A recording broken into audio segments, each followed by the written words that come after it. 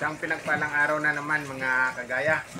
So yung nakatanim natin dito is na ubos na, naibenta na. So nilinis na natin to kanina yung ating tuna box para mag-reset na tayo ulit. So ito yung nakakatuwa rito. Sa ganitong space na 4 by 11 feet ay pwede tayong kumita ng halagang 32,000 pesos. Na-upload ko na po sa aming YouTube channel yung previous video ko kung magkano ang kikitain sa ganitong space. Balikan nyo po yon mga kagaya. So nabenta na natin yung mga tanim natin din lettuce dito. Kung paano ko binenta is naka-upload na rin sa aming YouTube channel. So kung hindi kita subscriber o napadaan ka lang sa aking channel, balikan mo po yung mga na-upload kong video sa aming channel.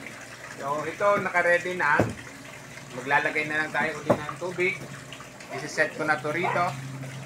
Lalagyan na lang natin to ng nutrient solution. Tapos iayos natin itong mga tuna box dito para malagyan natin ng nutrient. Yan. At patuloy nating tuloy-tuloy yung tanim natin habang medyo maganda pa yung panahon. Yan.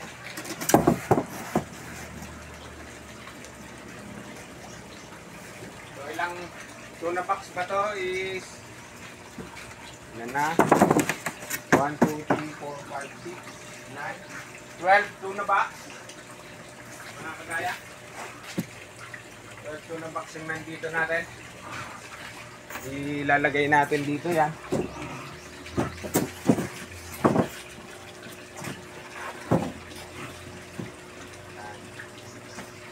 12 tuna box. 12 tuna box, 180 lettuce heads. Tapos magbabawas tayo after 2 weeks, magiging 90 lettuce heads na lang yung nandito. At nandito na mga kagaya yung ano natin, yung punda. So ito na yung ilalagay natin dyan mga kagaya. Pag na-transplant natin to, yan yung ilalagay natin dyan sa ating mga tuna box. So ang ganda ng tubo niya. Ayan. Ito ay nasa 12 days, 11 to 12 days pa lang mga kagaya. Ayan. Mayroon pa tayo mga 3 araw bago natin i-transplant yan. So habang prepare natin itong pagtataniman ng ating mga lettuce.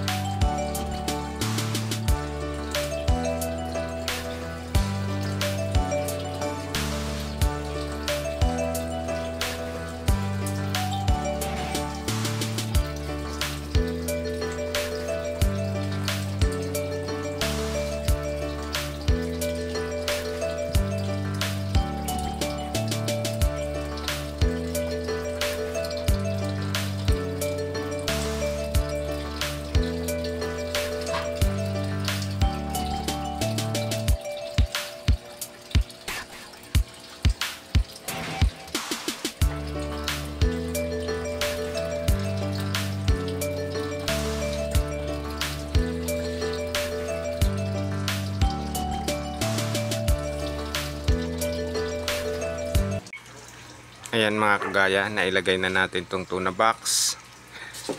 Nalagyan na rin natin yan ng tubig na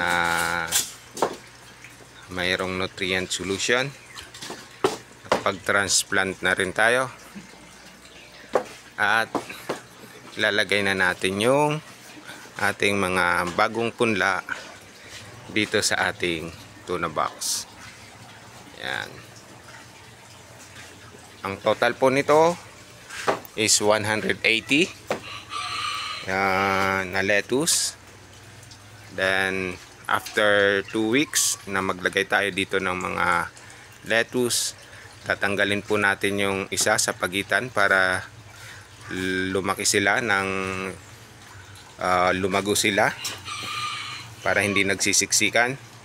So ang matitira na lang dito is 90 lettuce heads hanggang ma-harvest natin. So yung nakatanim dito nung na-harvest natin is total of 90 heads. Tapos yung mga iba na tinanggal natin is nilalagay natin minsan yan sa ating mga NFT setup dito sa gilid, and meron din tayo doon sa rooftop. So yun lang, sa ganitong kaliit na espasyo, 4 feet by 11 feet ang sukat nito, pwede na tayong makaharvest ng 90 cups na lettuce. So pwede tayong kumita sa loob lamang ng 25 to 30 days mga kagaya.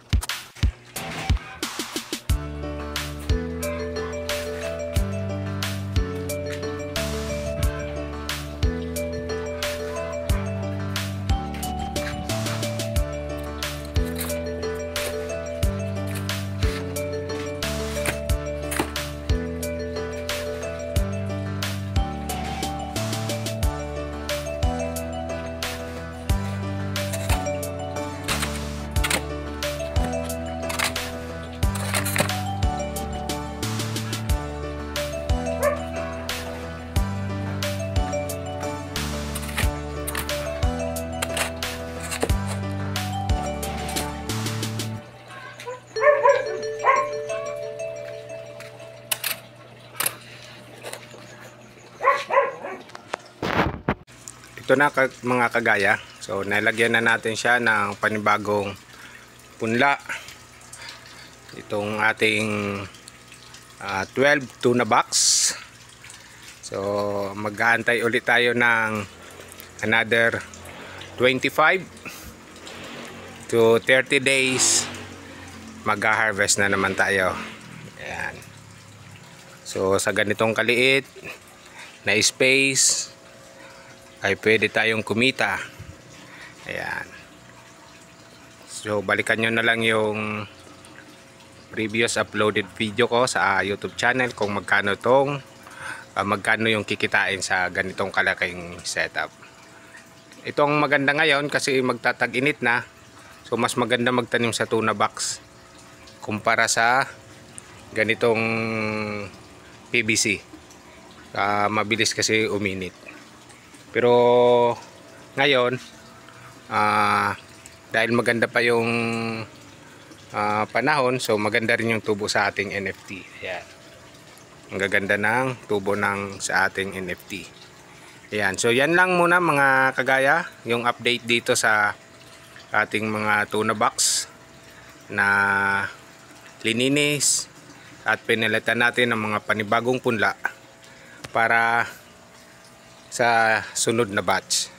Ayan, nag-aantay na lang tayo nito ng 25 to 30 days.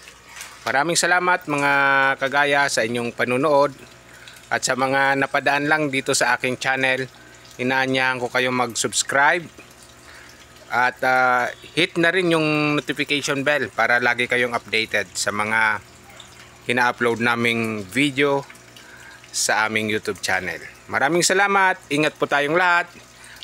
Mainit na ngayon yung panahon, so stay hydrated mga kagaya. Hanggang sa muli, maraming salamat ulit.